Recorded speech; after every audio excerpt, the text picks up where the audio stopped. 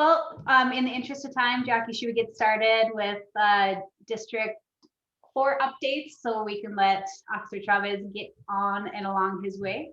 Yep, I have hit record, so we are good to go, and we will be posting this on our social media platforms as well. But take it away, Officer Chavez. Hey everybody, how's it going? I know I wish I could have met outside, but I get it. It's a little rainy, and it kind of worked out because I got a late meeting tomorrow. So I'll just go over some stats. I'll open up for questions if anybody has any. And then I got to go to the Bear Valley meeting next. So exciting news. So tomorrow, just if you guys want to join, we'll have the commanders meeting, and that'll be tomorrow at 5:30. So if you want to join that, you can reach me an email, and I'll send you a link for that. I don't know, Anita may be joining or may not be joining. Here, Jeremy. Are you going to go tomorrow? Yep. Okay, I'll send you. Did Monique send you that link? Yes, she did. Can you post that for me? I don't have access to them on my phone. If you don't mind. It'll be tomorrow at 5:30.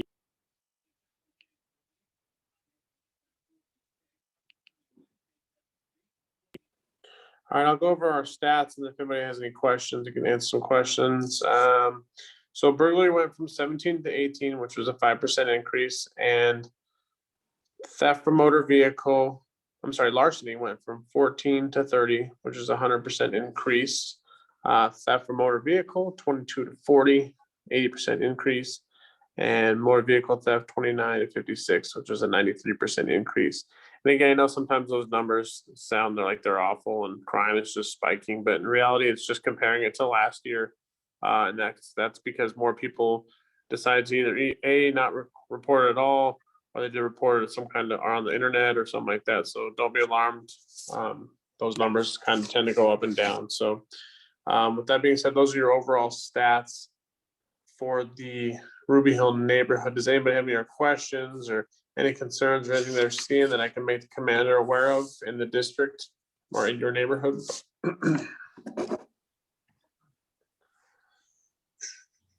I just have a quick question regarding kind of following up exactly what you said about people now choosing to report, or there being more easy access to reporting, it being like online. With that increase in data and therefore increased in data points and statistics, is there any conversation about what that could mean for our neighborhood, or continuing efforts on like ShotSpotter or anything else as far as like patrol, or how we can help to keep our neighborhood safe? Yeah, so and thank you, Anita, for posting that. I appreciate that. Sorry, I feel bad because I can't post that link, but thank you, Anita.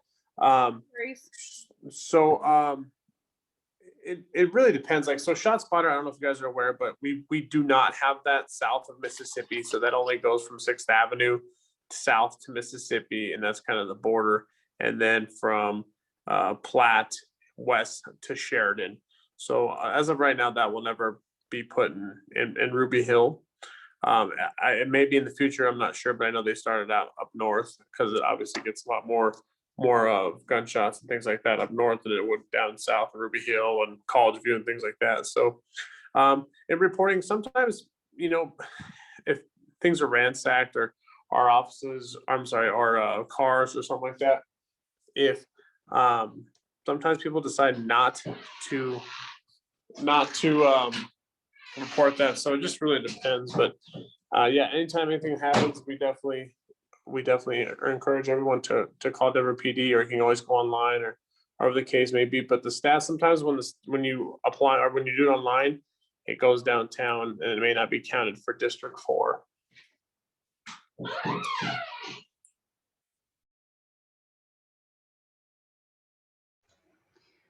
Officer Chavez, I have a quick question. So are auto thefts and all the other categories that you just listed off, are they up around the city, or is it sort of more in our area?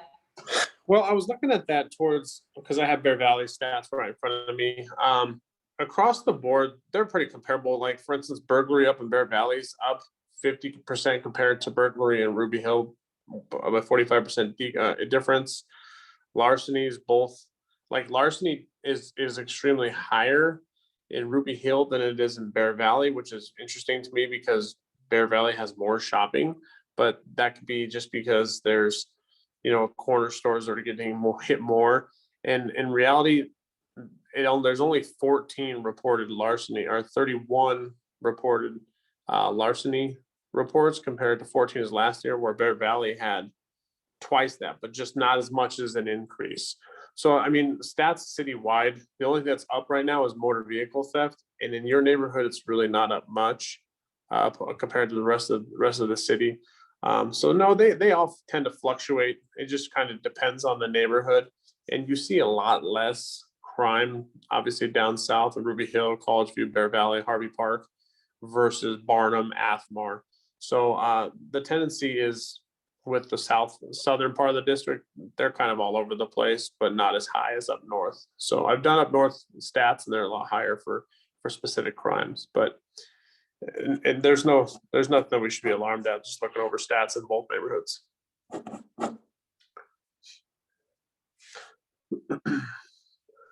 And does anybody else have any other questions going forward as far as, I know there was some coverage in District 4 over the weekend, a couple different events.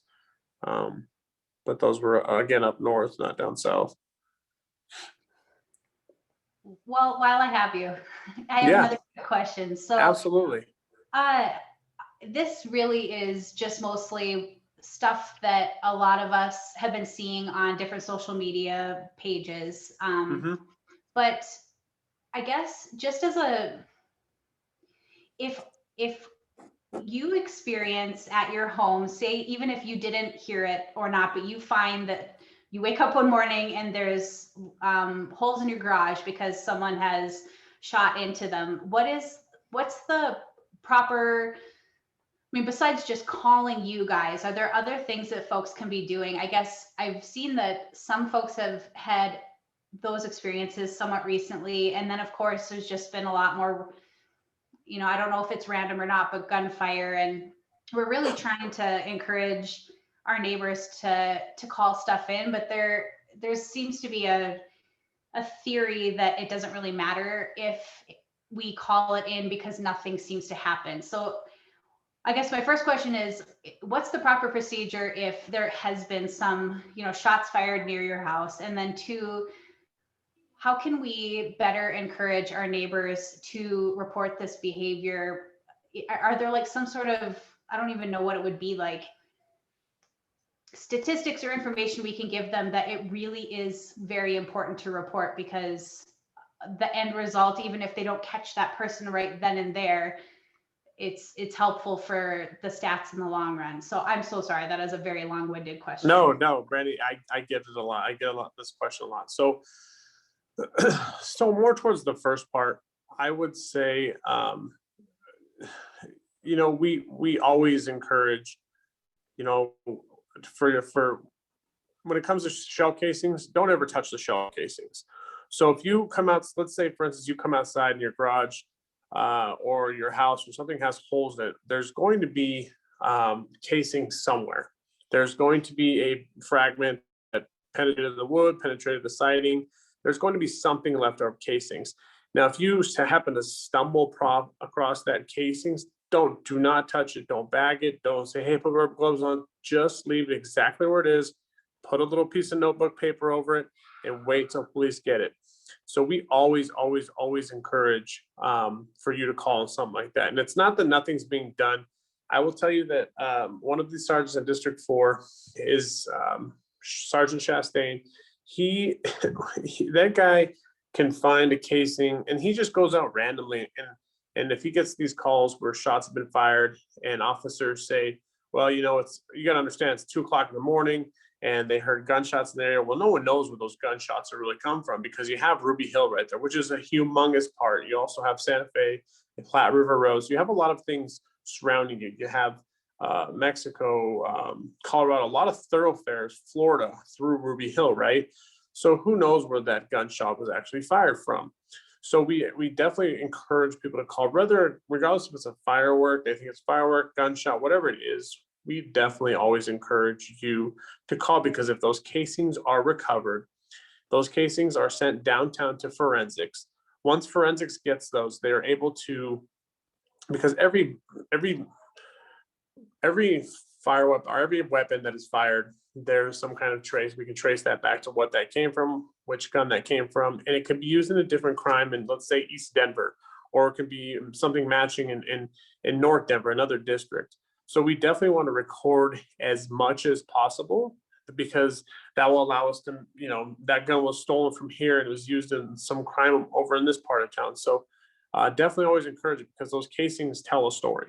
And that's what we want. We want our detectives to be able to unfold that story and say, okay, well, we know where this happened. And, there's just it's a crime's a pattern. There's patterns, so we tend to learn a lot from that. It's like a traffic accident. You can tell a lot from a traffic accident by the point of impact. This point of impact on the house is awesome, because we can recover so many things, and heaven forbid no one's hurt. But we definitely always encourage to not touch the casings, and call if you do find casings, and or call me or email me out there, and I'll send someone out there to recover that. So absolutely. Sorry, I know that was a long answer, but not as long as my question. Thank you very much. And just one more quick point of clarification, just because I'm not as educated as I should be in this arena. But so each casing from a bullet can be matched with yes, a type of gun, or well, so the casings will, like a 9mm, 40 caliber, whatever, we'll know by just looking at the casing what it is. But that specific shell casing that's spent will tell which gun fired that. So everyone is different. So that could be used in a drive-by in another city, a homicide could be used, there's a trace of it in the district. So that can be all traced back to one gun, without getting too scientific about it. But yes, that could be traced back to the specific gun used. And do you guys have enough funding and manpower and whatever to analyze each of the shell casings that you guys find? Yes, because they go downtown. So when we collect them, the police don't do anything with them besides collect them. We put them in a separate envelope, and I've done this a million times. We've collected the spent shell casing. We put it in an envelope, and it gets sent down forensics. Now, we don't see the follow-up on it, but again, that Sergeant Chastain does just a spectacular job on following up with this, and just kind of the head of the entire ahead of the entire operation. The guy is great about it. So it does go, and they get farther and farther leads on finding these casings. So absolutely. Awesome. Thanks so much for sharing all that, because I think that's just a side of things that you hear about, but I don't really understand. So that's helpful. Yeah, absolutely. And I know there's so much into the police work that, I wish we can just sit around and educate a lot more, because this question always comes up in meetings, what should we do? And I've, as a patrol officer, I have been to a house where they're like, I picked them all up for you, and I know that was really thoughtful and awesome. I just don't want anybody's, DNA on that spent shell casing. We don't want anything contamination. We want to picture it and kind of see how it was set and how it was trajected. So that's kind of the whole point of the investigation. So, and something like that, it becomes a higher priority, if that makes sense, on our call log. So, and then I know there's a question for my information on there. Let me just type it in here real quick. Actually, I have it, Officer Chavez. Okay. And then feel free to call me if anybody has any questions like that. I'm my phone's on, 50 plus hours a week. You can always call me and I'll return your phone call. I'm actually a better phone caller than I am a emailer. So just call me and leave a message.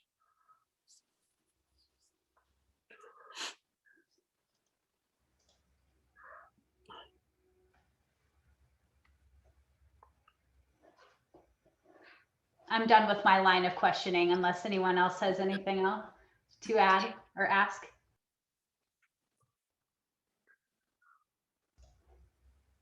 No? Okay. Well, thank you so much, Officer Chavez. We always appreciate your time, and we'll just see you at the next one. Yeah, absolutely. Like I said, if you guys have any questions, go ahead and email me and I'll respond, or call me. So have a good meeting, guys. Take care. Thank you. Thank you. All right, Miss Anita, do you have any juicy updates for us from City Council District 7's office? Sure. Quick thing. So Denver Public Libraries are opening up, except for Central. Central's still closed. Summer Adventures program for Denver Public Library is launching next week. So it's for youth programming to get kids reading, and you can also win prizes. So we'll get that information up once we get that information. A lot of the rec centers are opening up slowly. The pools are going to be opening soon this summer as well, which is really exciting. I know you guys have that pool in Ruby Hill.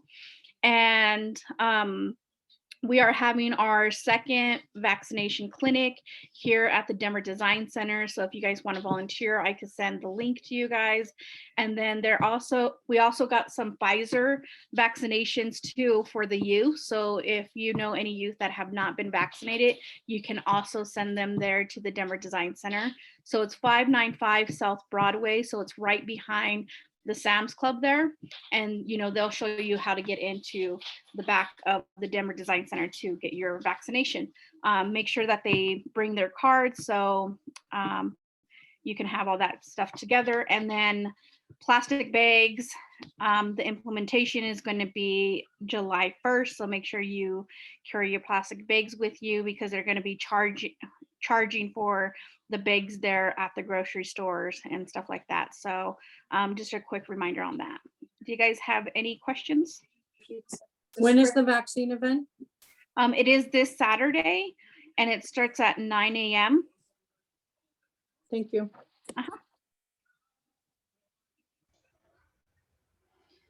Anita, I have some questions. Sure. I'm all chatty today. I know. So I know that there are plans to create a more protected, less terrifying walking path along Overland Golf Course where it meets with Santa Fe Boulevard. And as far as I understand, that work could be beginning soon. And so I was wondering if you have any updates on that. And I know that's all part of the Iowa Underpass project, correct? That part's sort of connected with it. Yeah, I don't have any updates, but I can look and see if what we have and then send that your way. Okay, cool. Yeah, I'm like, I remember that. It just seems, I don't know if you guys have that, but like, I just seem like COVID kind of like wiped out my memory or something. Like that whole year, there's just like so much going on, and people are like, oh, remember this and remember that. And I'm like, yeah, but I don't have an update. That's totally cool. Yeah. And I'm sure with the actual Iowa Underpass stuff, that's still like, they haven't even gotten the planning part done for that, right? Like that still needed to happen. Yeah. Yep. Okay.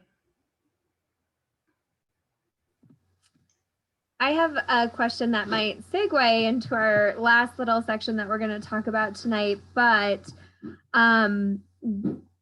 being home and being more available to walk our furry friends throughout the day, if we had requests to add trash cans along any pathway, would there be a good person or a good way to contact? For instance, on the Sanderson Gulch Trail, there's one section that has quite a few trash cans, and then another trash can or another section that doesn't have any trash cans. And so just out of curiosity, what that process would look like. I know Councilman Clark's brought it up before, but just curious if there is someone we could chat to about. Yeah, I can actually put you in contact with Jesus, who is with Parks and Rec. He's a community engagement person, so I'll put his information in the chat, so then you guys can connect and ask those questions. Sounds great. Thank you. All right. Anything else? Awesome. Thanks. Oh, thank you so much, Anita. You're the best. Jackie, would you like to lead us into our final update? This is going to be a short meeting, you guys, because if we were meeting in person, we just, we wanted to keep it short so we had time to actually just chit chat and talk. But Jackie and I were chatting a bit this morning about how we definitely will plan a get together, like a neighborhood get together in June. We don't have the details yet, but just something super casual and laid back, maybe in the park, maybe at an establishment, but not like a formal table, a place where you can just kind of come and go as you please. Because we are just so anxious to see you in person. So we got to make something happen here soon. Exactly. Yes. And I will second that. So June hopefully will be a chance to just get together in a neighborhood capacity. But another opportunity, even though today didn't work out perfectly considering the weather, we are hoping that everything will be super green and lush this upcoming weekend for an event that we have been planning for quite some time. I believe it's been mentioned a couple of times before, but we do have the official date this Sunday starting at 9 a.m. We are going to be doing Walking for a Well-Kept Neighborhood. Essentially what it is an event that we partnered with CalCon, where we are hoping to encourage people to be active and walk around.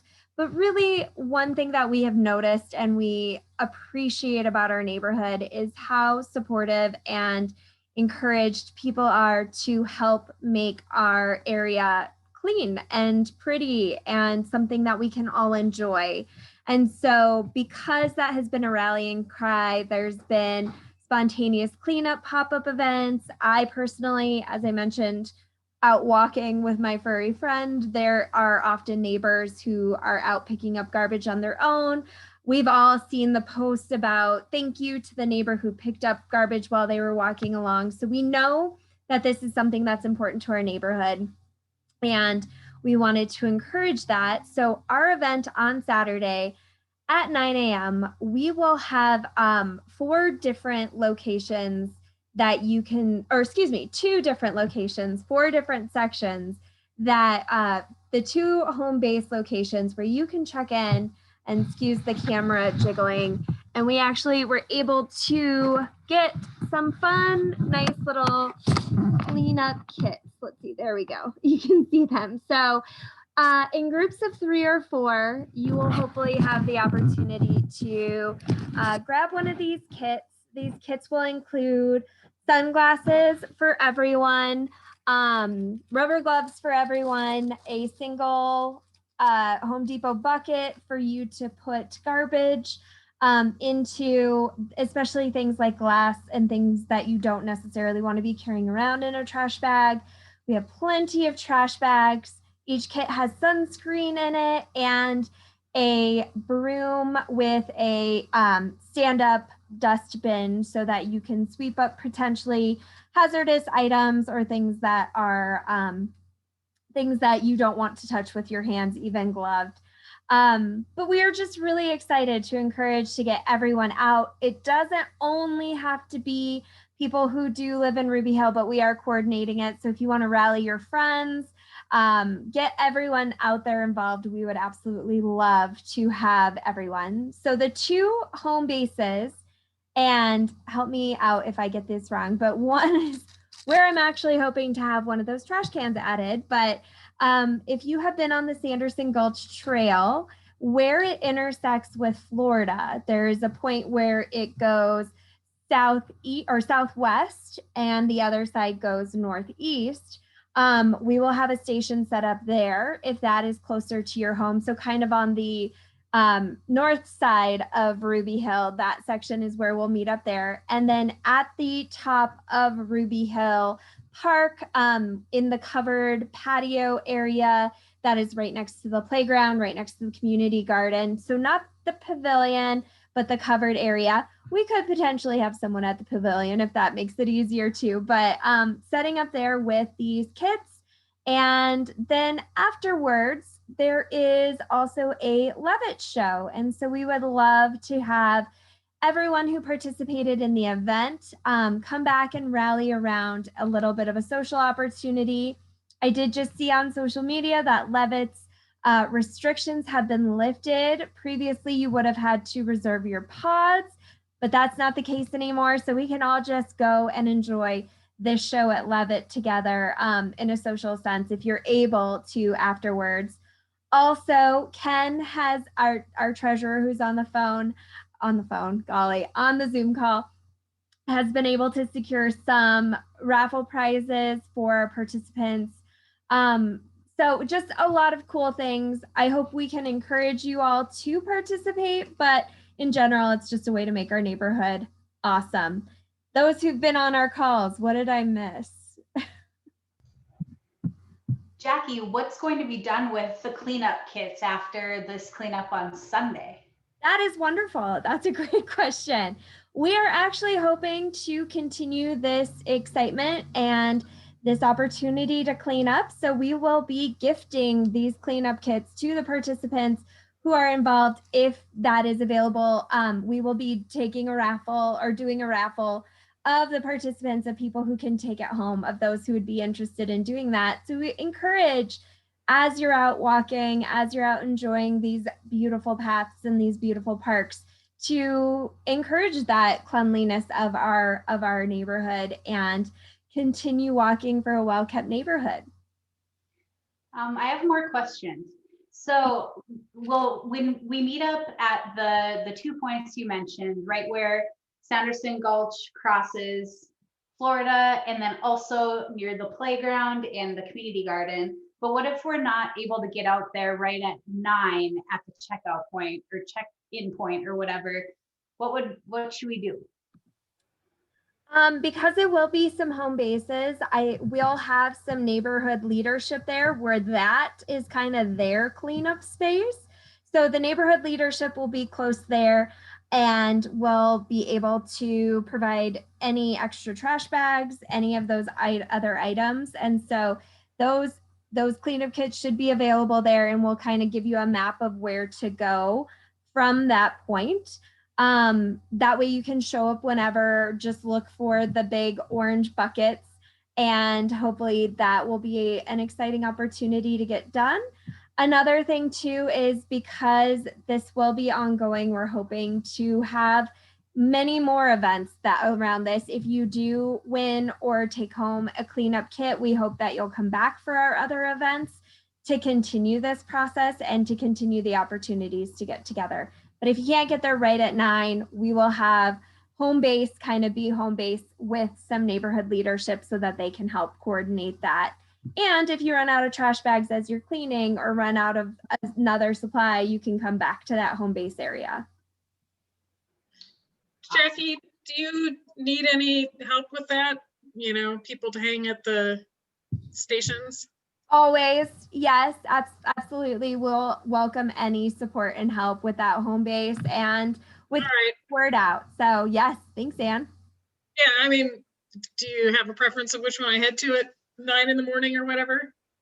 I don't have a preference. Brandy, do you have a preference? Well, I kind of was going to be the floater, but Anne, you kind of live near Jackie, right? So I know, I think Sharona was planning on being in Ruby Hill Park. And so if you want to meet Jackie over at Sanderson Gulch in Florida, I can meet Sharona at Ruby Hill Park, and then we'll be pretty set. That works perfect. Yeah. Got it. Let me really quickly, just so we have this visualized, I don't have my snazzy map uploaded, but I can zoom in really quickly and show you the 2 areas that we will be meeting. Let's see here, make sure I've got the correct vision. All right.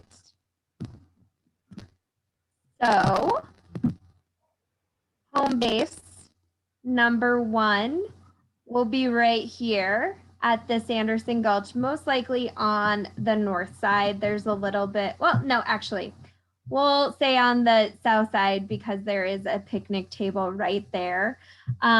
So this is going to be one of the areas of cleanup along the Sanderson Gulch this way, along the Sanderson Gulch this way, and it is not too far from home base number 2, which will be right up here at the community garden / covered parking pavilion, and the cleanup areas will be primarily the park. Our neighborhood pathways will hopefully be cleaned up with those take-home kits. We're focusing more on public areas for this event on Friday or on Sunday, and if we have a lot of people show up, we can definitely delegate more.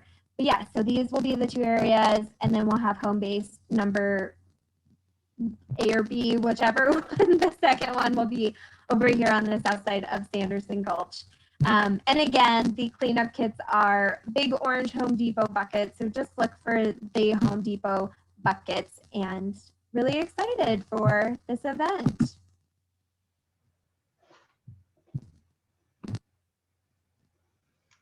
Any other questions, you guys, about the event or anything we talked about, really?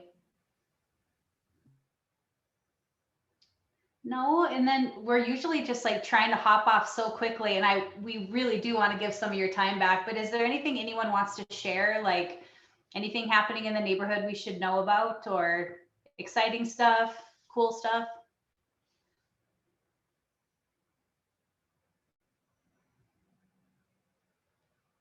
No? Well, the neighborhood cleanup on Sunday is going to be the coolest thing this week then. Okay. Amber, What time does the cleanup start? 9 o'clock? 9 a.m. Yep, that's officially when we will be out there and helping kind of figure out where people are going to be assigned, how many folks we have, so we can delegate from there at either location. And there is a Facebook event on the neighborhood page. If you haven't seen it, you can tag either Brandy or myself and we'll make sure you get it, or you can look in the event section. But yes, 9 a.m. And then the Levitt show starts at 2 or 2:30. 2, I think, 2? yeah. Okay. Doors at 12:30. Don't know why the big space between, but yeah. You're your spot on the hill. Yep. I've got my tickets. I have a pod actually, so anybody wants to join me. Nice. And 2, if you, a couple folks are gonna finally, since it's done raining, we'll see, start utilizing sidewalk chalk and just writing on the Sanderson Gulch path, just information about the cleanup. If anyone else has extra sidewalk chalk and they want to write some information down about the event anywhere on the pathways in Ruby Hill Park, in front of your house, whatever, feel free. That's going to be one way we're going to try to get the word out to people that aren't a part of the meeting or don't see the invite on social media. So hopefully we'll snag some folks that way too. All right. Awesome. Well, thank you. Oh, what's that? I was just saying, awesome. No addition. Cool. Right on. Okay. Well, sorry we couldn't see each other in person, but hopefully that'll change as this spring and summer progresses. And yeah, just hope to see you guys on Sunday. And if you can't make it Sunday, we'll just keep doing this. So we'll have these cleanup kits for a long time, and we'll be able to continue to build community through making it look good. So, okay. All right. Well, have a good rest of your night, everyone. Thank you. Jackie. Oh, yes. We should touch base about trash can ideas, because I've got one too. I think it might be at the opposite end of the section you're thinking of. Absolutely. Let's coordinate. And that reminds me, I'm actually going to copy Jesus' information right now. So perfect. Thanks, Anne. And yeah, we'll definitely chat. So thanks. Okay, sounds good. Bye. Bye.